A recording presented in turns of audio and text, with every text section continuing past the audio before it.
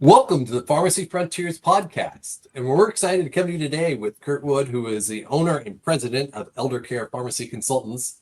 But first, let me remind everyone that the Pharmacy Frontiers podcast is available for the streaming on your favorite podcast streaming app, whether it be whether it be Apple, Podbean, Spotify, or YouTube. The Pharmacy Frontiers podcast is dedicated to the profession of pharmacy, and the comments and opinions shared today are those of myself and our guests and are not official statements of the MPA, Mercy, Mitchell Pharmacy, nor the Elder Care Pharmacy Consultants. With that, let me introduce Kurt Wood, owner and president of Elder Care Pharmacy Consultants. Welcome, Kurt. Thanks, Daniel. Glad to be here. Well, I got to tell you, this is particularly special for me since we've been friends for such a long time. It's nice to finally get you on the podcast, be able to talk through some of the great things that you've done in your career and kind of kick around some of the ideas that you and I have had over the years about where healthcare is going and what we might be able to do next. Look forward to it.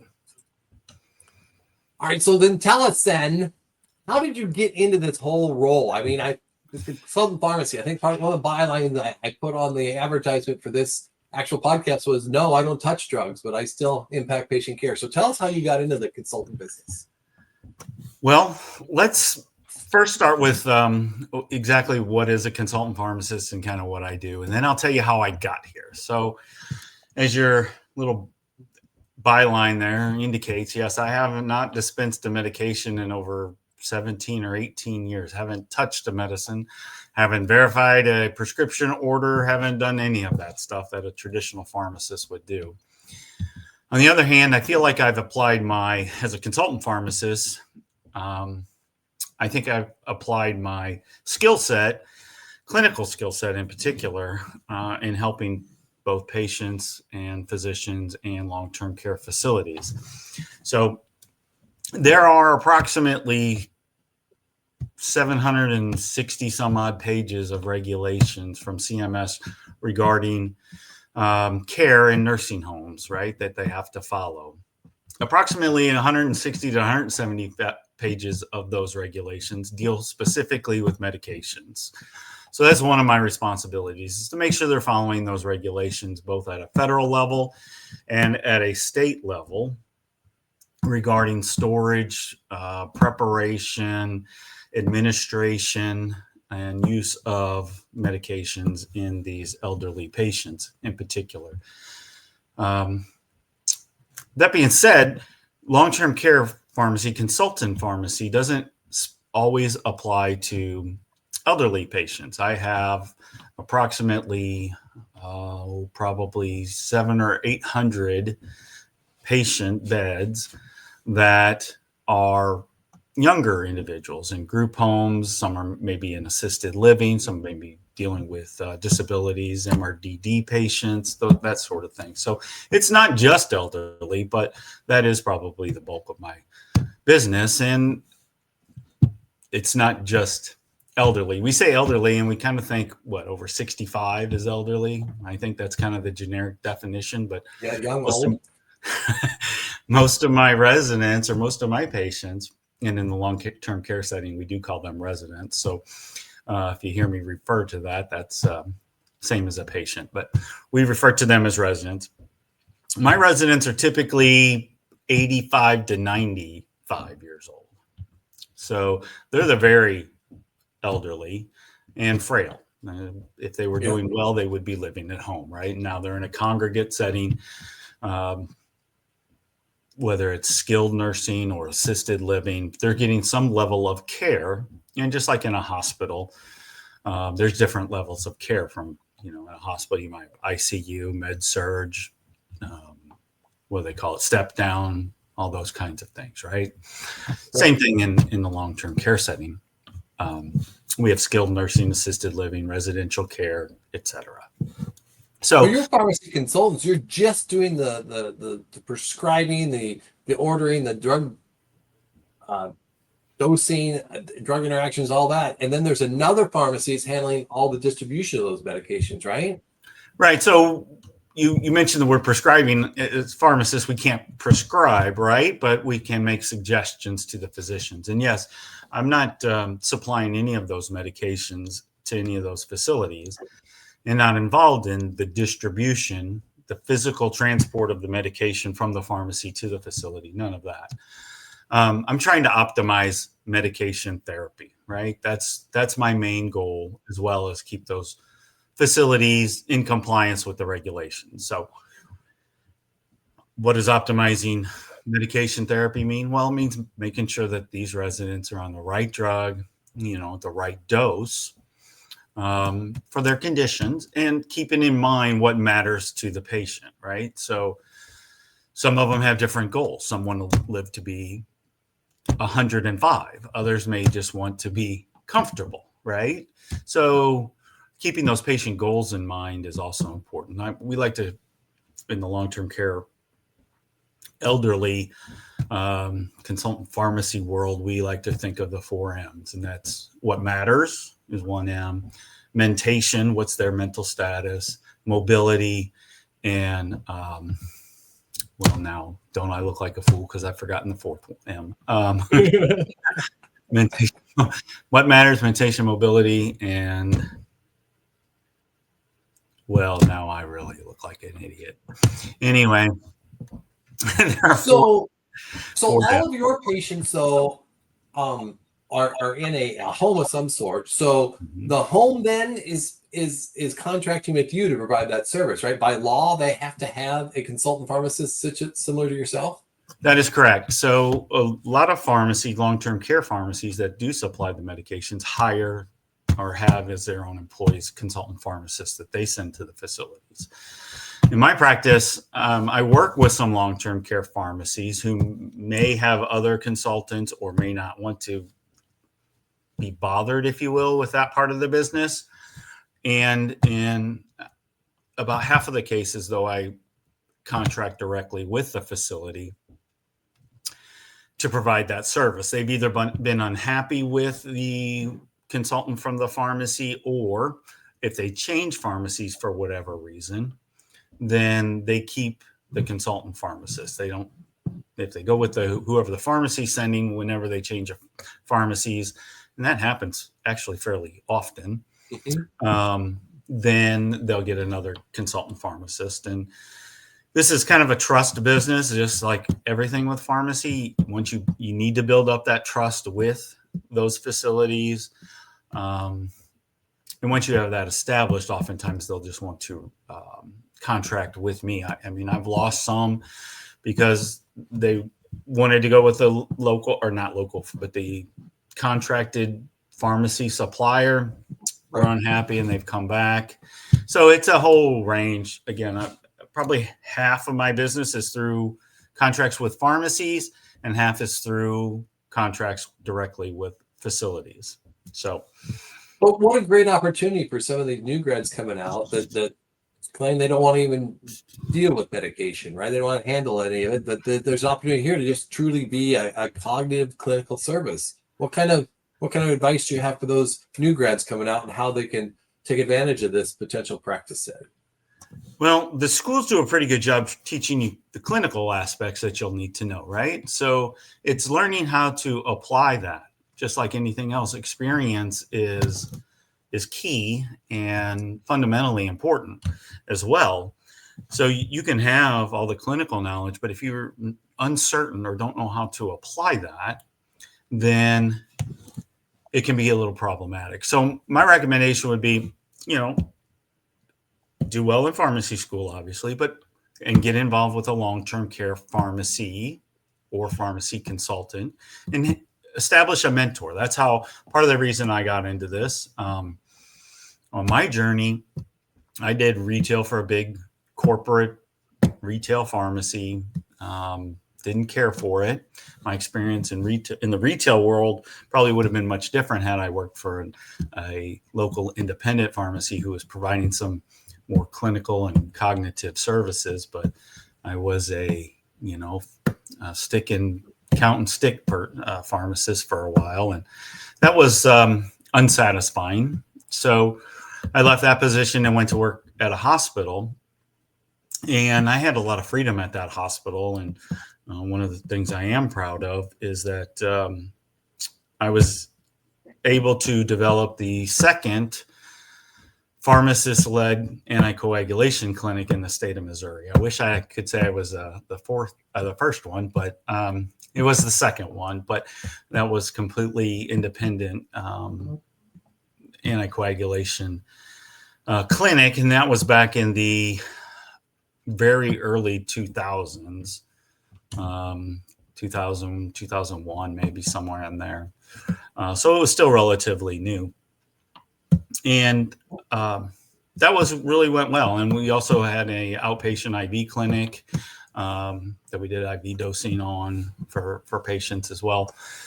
And all that was fine and dandy. However, there was a change of leadership at that particular hospital that kind of prompted me to maybe seek other options. And I got involved with a long-term care pharmacy that was in the area.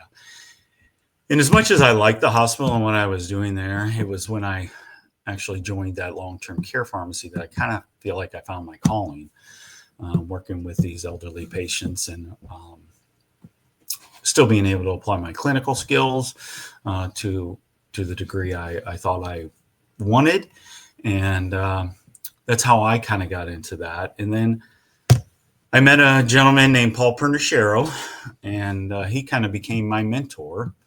And kind of got me headed in a direction that when that long-term care pharmacy ended up selling to another national corporation, and I'd already been down that road and didn't care for it, I decided to go out on my own, and with his help, and started my own business, and that's how I got into this. So I think, for students or any pharmacist actually that's interested in becoming a consultant pharmacist, is to find yourself a mentor. I know there are some organizations and groups that tend to try to do all this remotely and sit in a room, and I guess it can be done that way, but that's not the way I feel like it should be done.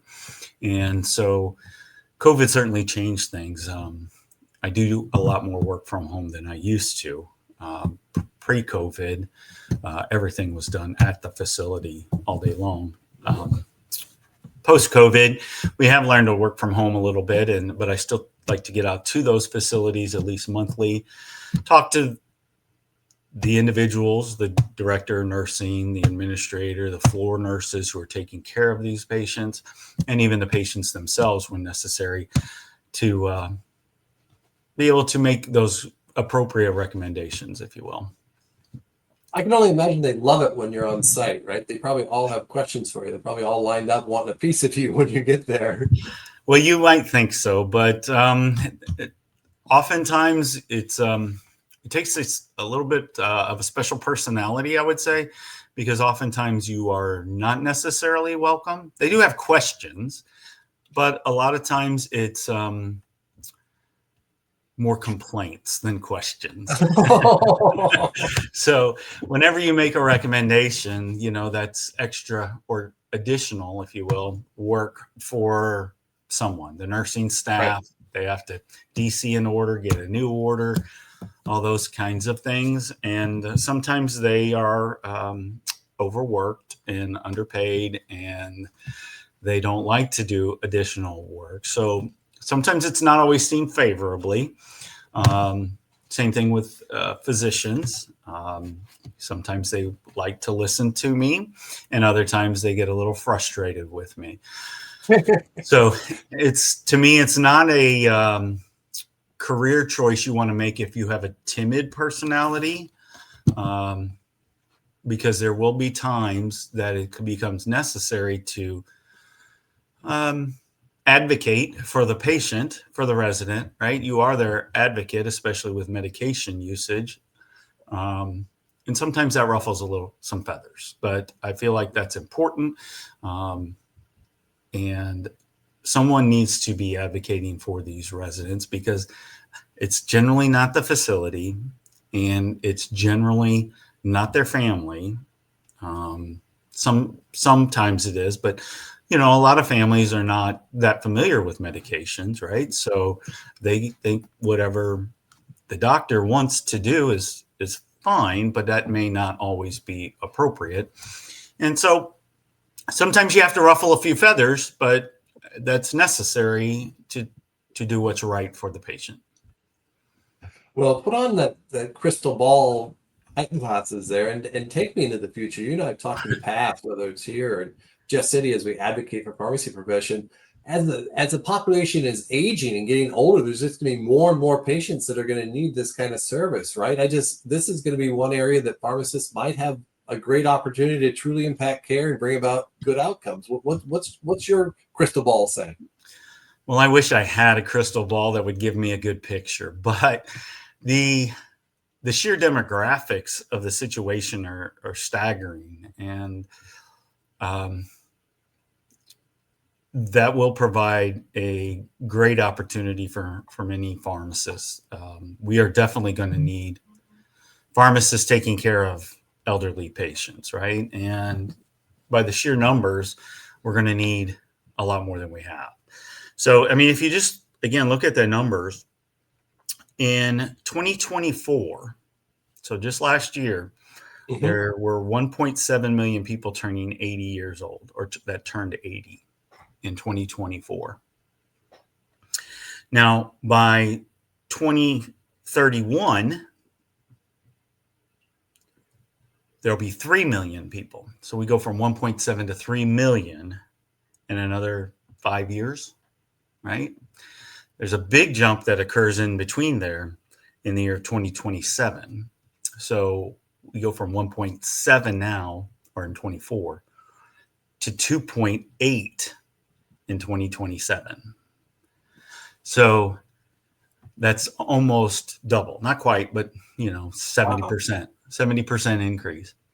And then by 2038, again, that's getting ready to be 2026. So in 12 years, there's going to be over 4 million people turning 80 years old. In addition to the 3.6 and the 1.7. Right. Those are just yearly figures, right? So right. The numbers get to be a little bit staggering. And where are all these people going to go, right? And where are they going to stay? Now, not all of them will need long-term care. Some of them will stay at home, obviously. But right now, we only have 1.6 million nursing home beds, skilled nursing home beds in the United States. And we currently have about little over 1.1 million nursing home residents. So we've got about 400 to 500,000 beds open. But those numbers that I gave you coming up are going to fill those plus some. Right? And then we got to find staff, right? Whether it be patient care staff, nursing staff, physician staff, pharmacy staff. Right. I think a lot of people say, well, AI is going to take care of that, right? And you and I have talked about AI in the past, right? And they can't replace hands-on care, right? I think there's a few things that we'll use that augmented intelligence in the pharmacy world, right, to help streamline some of those decisions, make some data mining pieces, but there's still got to be somebody there to make that frontline decision, make that frontline recommendation. So there's still going to be a significant amount of work to be done, isn't there? There is. And, AI, I think, will increase our efficiency, but I don't think we are going to get to a point with AI, at least not in my lifetime, that it's going to replace our job, right? So you're going to need still that human evaluation and that human decision making. So AI may point out some maybe potential problems, but how to solve those problems, or what medication may be best for that particular resident. AI is not always going to get it right. It might make you a suggestion, but somebody has to evaluate that suggestion, right, and make that decision. And pharmacists should be, I think, involved in that decision-making process, even with AI. So some other figures here that I think are worth noting is, it used to be 10 years ago, the average age of someone going into a nursing home to stay was probably much older than most people realize. 10 years ago, it was 87 years old. That's when patients or people would go into a nursing home to stay. Now, they may go in there for a rehab stint after surgery or something, but they would go Mhm. back out. That number has decreased down to just over 81 years old today. So I don't know exactly why that number is decreasing, other than I can only surmise that while we may be living longer, we're not necessarily living better. So the care that people require, they're getting younger to need that level of care. And again, I'm not sure the reason for that, but it also tells me that even more people are going to be going into the nursing homes, right? And into skilled care, even assisted living. Now, there are approximately 1.2 million assisted living beds in the United States as of now. And that, I think you've probably noticed there's a lot of new assisted living facilities being built or have just recently been built to try to accommodate that.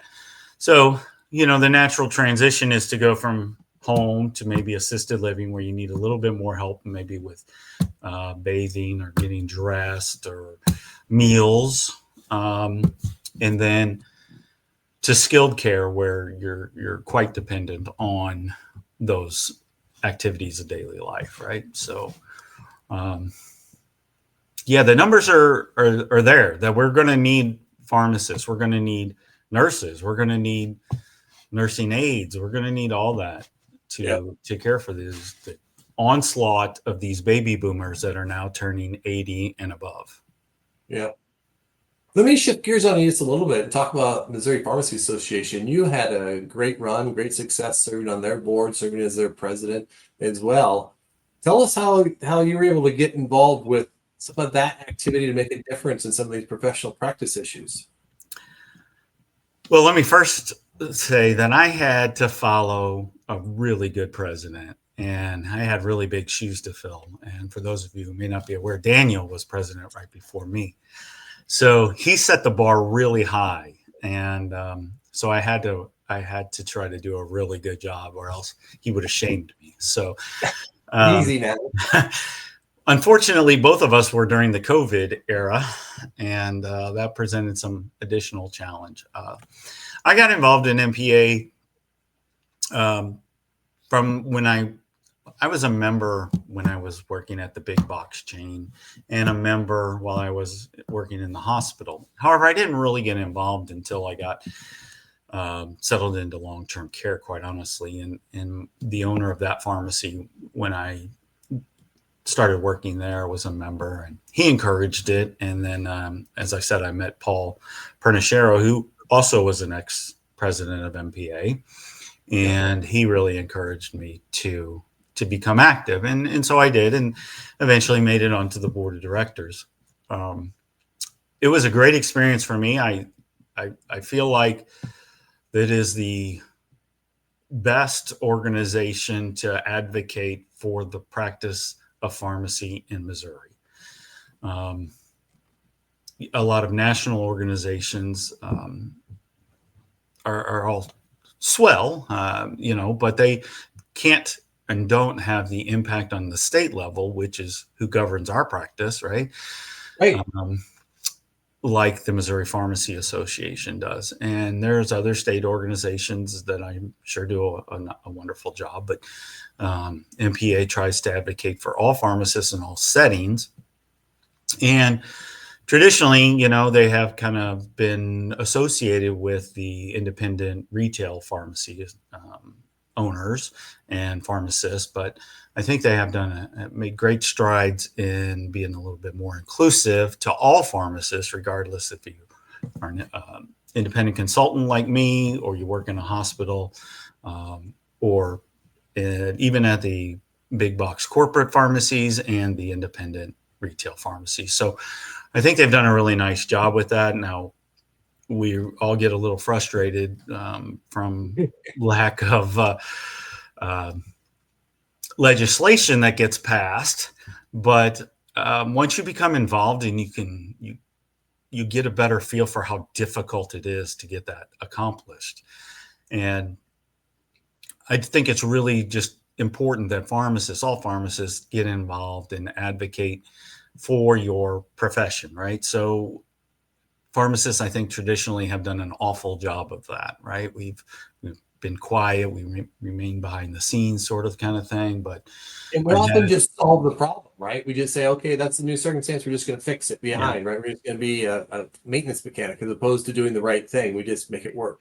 And we have in the past, I think, traditionally been a little bit reluctant to even work together, right? We see other pharmacists and other pharmacies as competition, and that has led us to not necessarily work together for our profession as much as we probably should have. But it's imperative, I think, that all pharmacists trumpet their own horn, if you will, because I had a professor once tell me that if you don't blow your own horn, somebody else is just going to use it for a urinal. So, well, I do think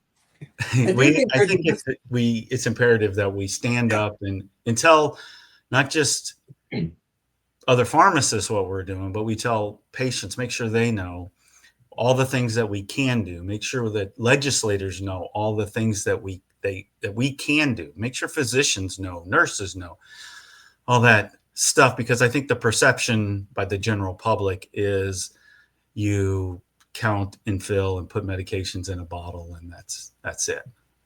Now I know that. Kurt, I think that's a great point, is that all politics is local, but it all starts and stops with the patient, right? It starts with the consumer. So we have to make sure we maintain that high reputation, that high value with those consumers in order to make a successful run there. I agree with you 100% on that. Yeah, we need to make sure that they know, everyone knows, really, just all the things a pharmacist is capable of doing and what our knowledge does contain, right?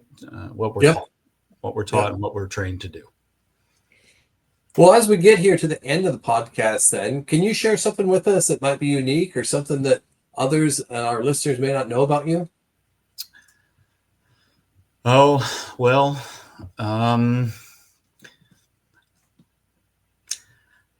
I guess I have a couple interesting hobbies. One thing I guess that probably people don't know, I've kind of retired a little bit from barbecue competitions, but I used to do some barbecue competitions, actually won a couple state barbecue competitions here in Missouri. And if there are any barbecue fans listening, you're probably familiar with the KC Royal barbecue competition. We competed, my brother-in-law and I competed in that a few years ago. There were like 600 plus teams in there, and we came in like 86th place. So 86 is kind of low, but if you think about it in percentage wise, that's not too bad of a showing. So we were kind of proud that we at least got in the top 100. But those are the best barbecuers in the whole wide world, actually. Right. And a lot of professional guys there. So we didn't embarrass ourselves. So a little bit proud of that. So people probably don't know that about me. That's impressive. So have you got another one scheduled here for the fall or coming into the spring? You're going to do another competition? No, we don't have anything scheduled right now. Like I said, we kind of took a break from it. Too many grandkids, I think.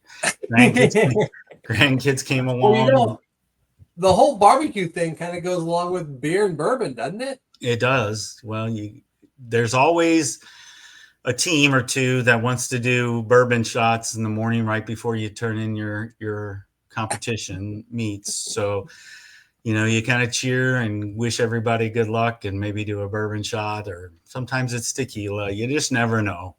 But and there's always a little beer drinking around the smoker. There's no question about that. No question about that. And it's probably a subject for a whole other podcast. Maybe we can get together with a couple others to talk a little more about bourbon. But bourbon and pharmacists go hand in hand, right? In the days of Prohibition. I mean, the guys, George Remus, pharmacist and a lawyer. The Sazerac was founded by a pharmacist. Old Forester goes back to pharmacy days as well. So Ross and Squibb, those are the king of the bootleggers, right? Those guys out of Lawrenceburg, Tennessee, there's a lot we could talk about in the world of bourbon and pharmacists and how those guys go hand in hand. I would like that. I'd enjoy that. So that sounds like another podcast to me. All right. Well, let's put that down then for the future. We will see if we can't do a podcast. We'll check with the lawyers to see if we can actually do bourbon tasting live on the podcast, or we to somehow put a firewall up there for us. But nonetheless, we'll find a way to make it happen. But Kirk, right, thank you for being with us today. I sincerely appreciate you as my friend being with us and being able to talk through kind of what that role is of not only an owner and president of an independent business, but also just the patient care role that you have of our aging population, how much that matters. And those 4 M's that you mentioned of what matters: mobility, mentation, and then medication. Those 4 M's are so important to what we're doing for our patients out there in those skilled nursing facilities. So thank you very much for being with us. And I'm going to remind our listeners on this podcast that there are other Pharmacy Frontiers podcasts available on the favorite podcasting app that you have. And those are available for you to go out and listen to, and make sure that you subscribe to us. So when we release new Pharmacy Frontiers podcasts, you can get a notification to listen to the latest one there. So until next time, remember, it's always a good day to be in pharmacy.